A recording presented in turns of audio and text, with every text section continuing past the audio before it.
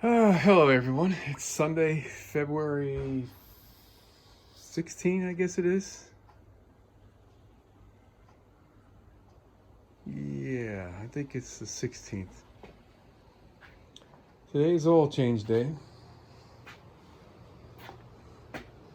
I've got my oil. It meets the spec my bus calls for. Got my drain pan underneath there. And I got my new filters. So, this is the actual filter I took out the other day so I could try to get numbers off of it and order the correct one, which I did. And this is the centrifuge, which is kind of neat. This little canister spins around, rides on a pin on the top right there and the pin on the bottom. Let me show you the new one of Billy Leisure.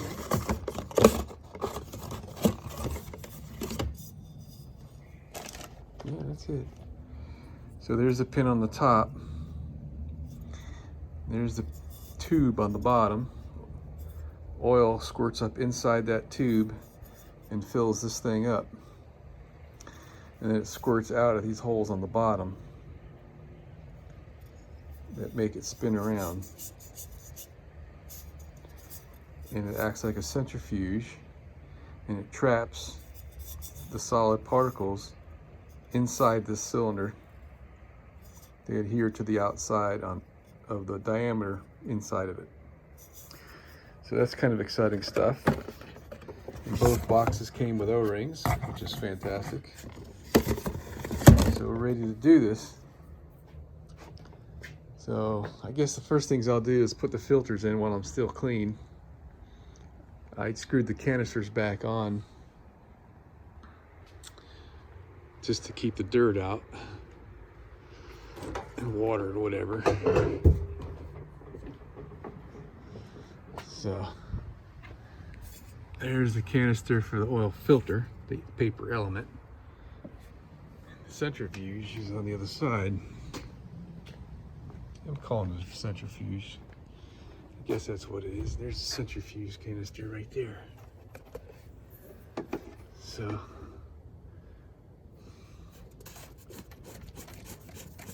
it's amazing what they make out of plastic these days. So this is it. So I'm gonna get a paper towel so I can wipe that thing out. Get a little bit of light grease for the O-ring. Screw it on. And the socket, I think, was 1 3/8 inches, which is a little bit too big to fit. But I don't have the metric equivalent of like 7/16 or whatever that would be. Yeah, here it is. 1 7/16 inches is a little loose. 3/8 was too tight. So I don't know what kind of millimeters that would be, but it works good enough, which is nice about the large metric sizes. There's enough inches that are close enough to them. Anyways, here we go. Okay, it's amazingly clean in here. I just barely wiped this thing out. And of course, it's been sitting without running for about a month. So it's had a chance to all the oil drip out.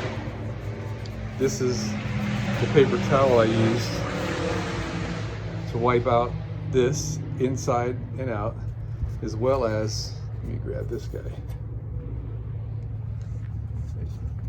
the housing where it all goes. Okay. So I wiped all that nice and clean. And really all I had to do was wipe the sides and the threads. The whole bottom was that clean when I opened it up. Okay. So now this guy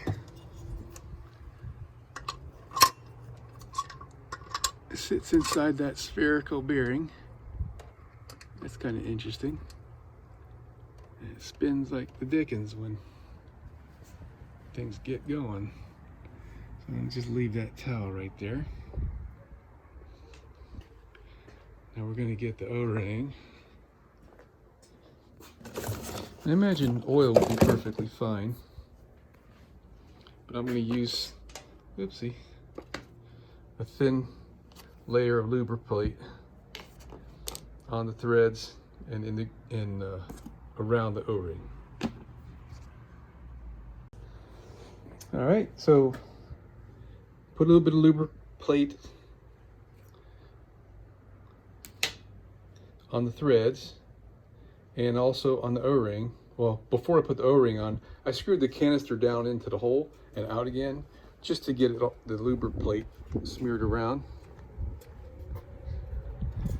And here we go. I hope I got that video right. I wasn't looking where I was aiming.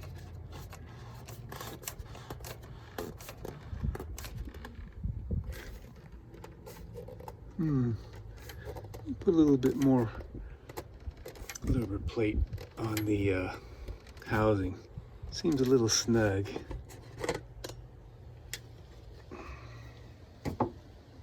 Hold on. Okay.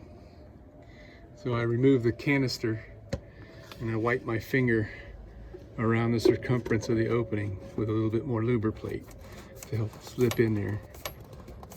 And it is a little bit nicer to turn in.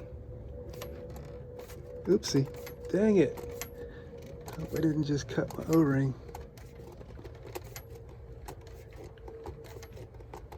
I'll be very upset. I don't know why that's resisting so much. All right, let me take this thing off and inspect it and make sure I didn't just hurt that O-ring.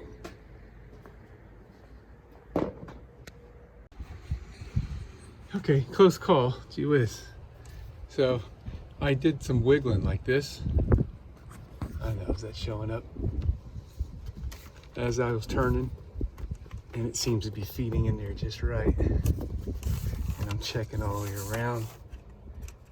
Make sure that there's nothing weird going on. Sure is a lot tighter than I wonder if I should have used a thicker grease in that lubricate. But that's as tight as I can do it with one hand. Let me do it with two. Okay, 2 hands and it went right on. And it says right there on the top, 40 Newton meters. So I'm gonna get my torque wrench and torque that down.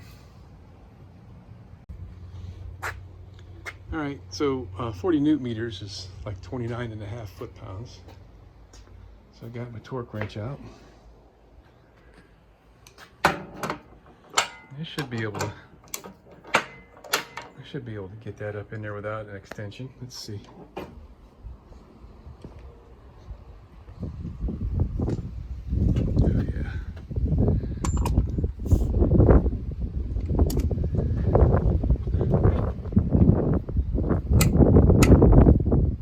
Ain't much. All right. Done deal. It's the O-ring that seals it. Tightening that filter is just to keep it from coming loose. Believe me, that thing's in there. All right, so we're gonna repeat that performance on the other side with the oil filter.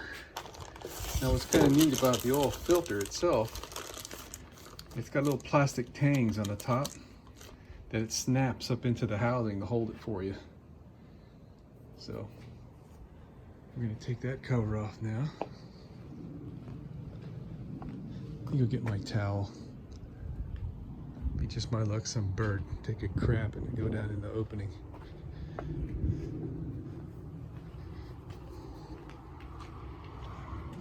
I think the other side with the centrifuge is not as critical as this one, because the centrifuge returns oil. Dang it, I can't get a grip on it. The centrifuge returns oil to the oil pan. I gotta get the socket to loosen it. the oil filter is on the way to the bearings. So we want to make sure that stays as clean as possible. See if we can get this thing in there. Okay. Yeah. Loosening with a torque wrench, you're not supposed to do it. That's why they put reverse on torque wrenches. Sometimes you got to torque stuff that's left-handed threaded, right?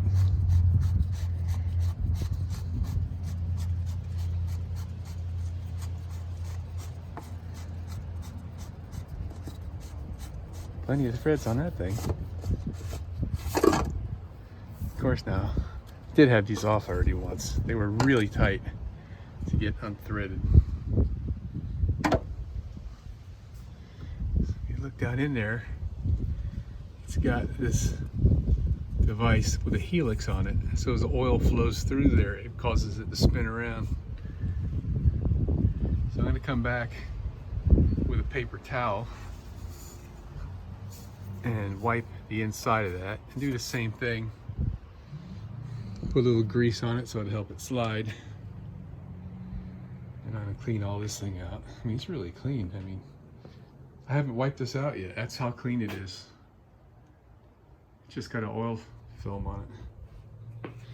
So we're gonna wipe that off.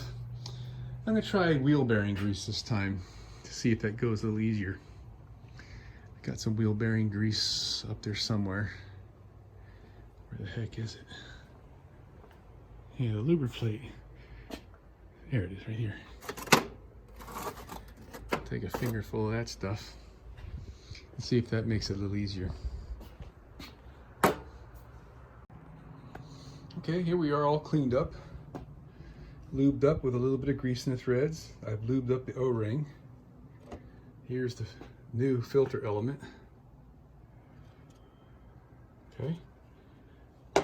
There's little clips right there that snap into the lid.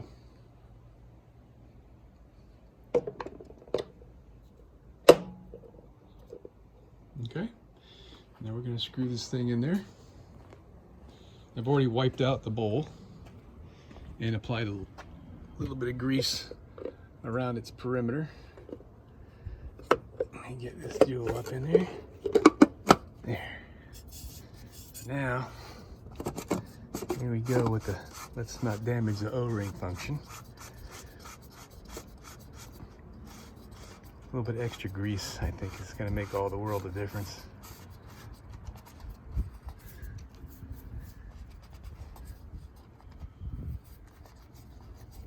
Yeah, it's screwing easier.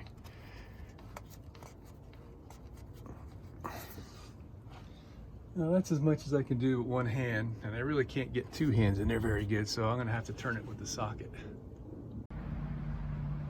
All right, I just turned it with my little ratchet and went right in there. Once it gets past the bevel where the O-ring is squeezing in around the perimeter, it actually loosens up. And this one's 25 Newton meters, which I think is about 18 or so foot-pounds. So I got to reset my torque wrench. Okay, got her done. 18.5 foot-pounds is just enough to get this thing to seat. So the sealing is just the tightness of the O-ring compressed between the inner and the outer housings. All right, so now we got to crawl under there and do the oil change. My oil pan's upside down, if you can see that. I did that just so it wouldn't hold water for the week or so that it's been underneath there. I just realized a moment ago that this thing might use a crush gasket underneath the drain plug head, and I don't have one. Maybe we'll be lucky and it'll take a where the heck is my dial caliper? Maybe it'll take an O-ring. So I'm going to crawl under there and take a peek. I'm going to measure the wrench size, and maybe I'll see if there's a crush washer. Oh, it's an Allen head. Probably metric. Oh. I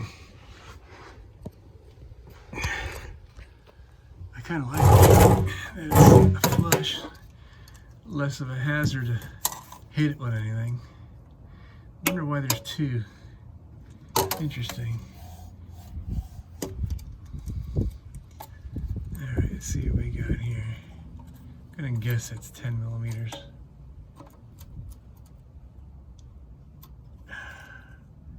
That's about 400. Let me tighten up my lock nut here. Hold on. Alright.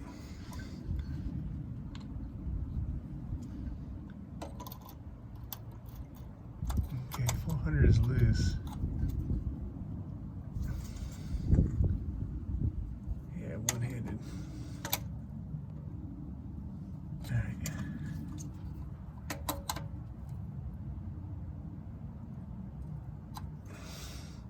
Yeah, it's about 400.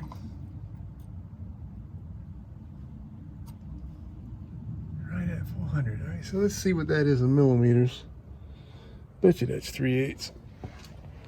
Because 3/8 would be 375 thousandths, which means that's 25 thousandths roughly bigger than 3/8. And 10 millimeters close to 3/8.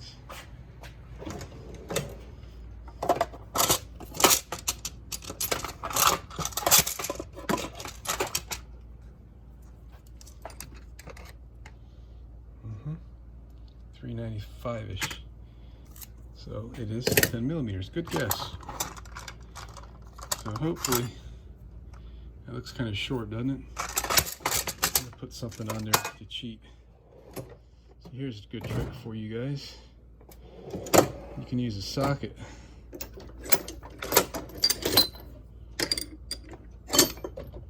Here's a 10 millimeter socket.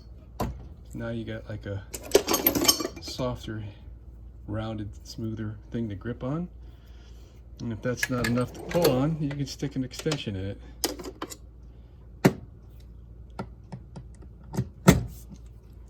Like that. Alright, so let's see if that works. I'll probably put some gloves on so I don't bust my knuckles. It's always something. It ain't coming. I've already twisted that Allen wrench some.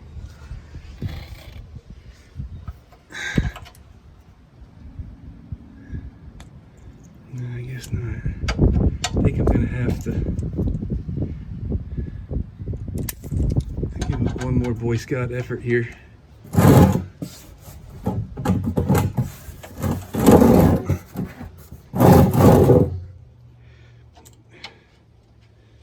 Alright, because I don't want to round off the Allen. Ouch. That was just stuck in me on my wire wheel. Alright, we're going to give it another shot. I think what I'm going to do is, where'd you go? I think I might grip this edge with a pipe wrench at the same time I'm pushing on this, or maybe independently if it won't come loose with the Allen. Holy cow, Jesus, that was tight. If I had to guess, they put that in there with an impact. So I got it. I just gave it an extra little bump, and the little cheater bar I put on there ended up all the way down there by the differential. So now, here we go. Now it's time for the show. Let's see if we can do this without dropping the drain plug and having to fish it out with a magnet. Okay, I think it's a damage, a little bit of damage on the threads there, possibly. Snug coming out. Hope not. Okay, here it's loose again. Seems like a crush washer or a gasket. Wow, that was close. Look how far it's shooting out. I'm sure glad it didn't miss. and it's a lot of oil. I guess I could have had the oil analyzed before I spent all this money on changing it, but I've had it for 2 years sitting here. And who knows how old it was when I got it. But the looks of the inside of the engine, from where the filter housings are, it looks like a brand new engine inside, which is fabulous. Very excited about that.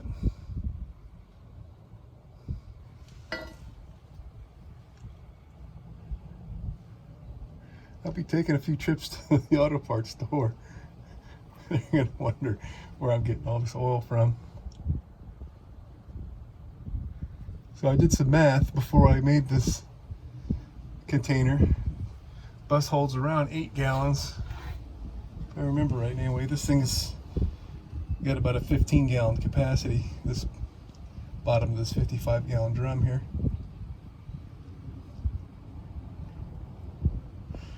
I'm gonna let that drip, and I'm gonna take a break.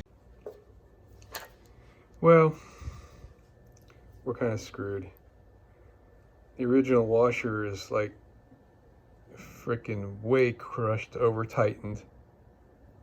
Probably because it was leaking, because they didn't replace it one of the previous times they had an oil change, and they just jacked the thing up in there as hard as they could.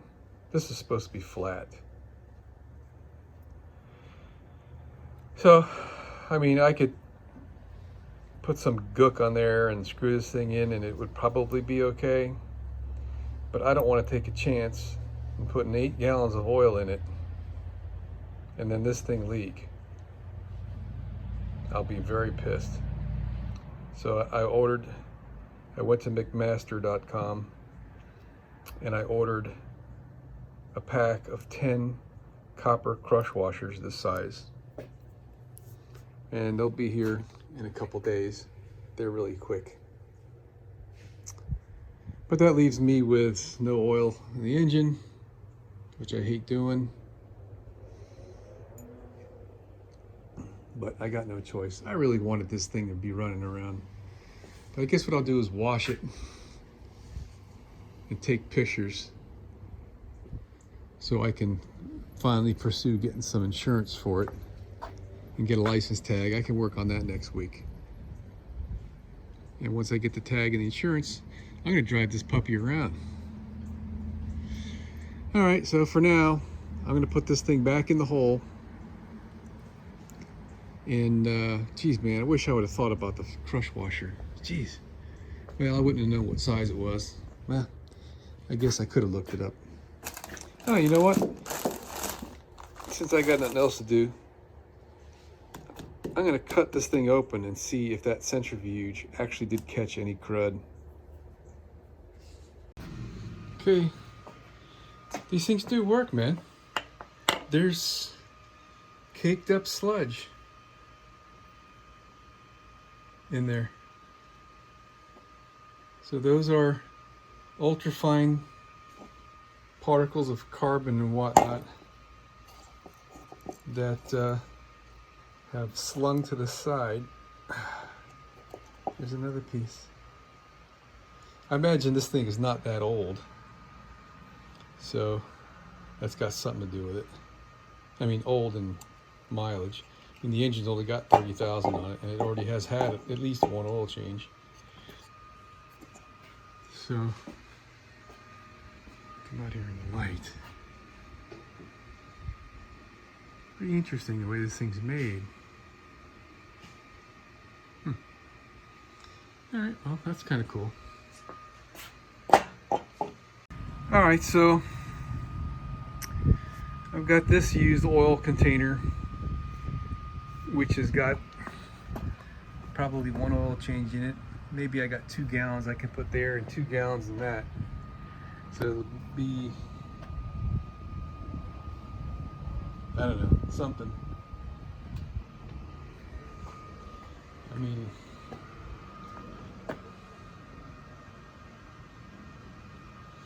you know what? I've got some old oil cans that I need to get rid of. I think I'll use one of those. I got a really old one that the little woman found it on the side of the road. I know I'll be kicking myself in the ass for this come hurricane season.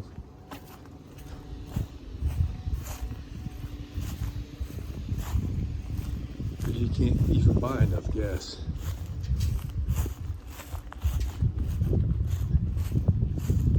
The hurricane's coming, so we're gonna take this old can. We're gonna downgrade it to an oil can. Well,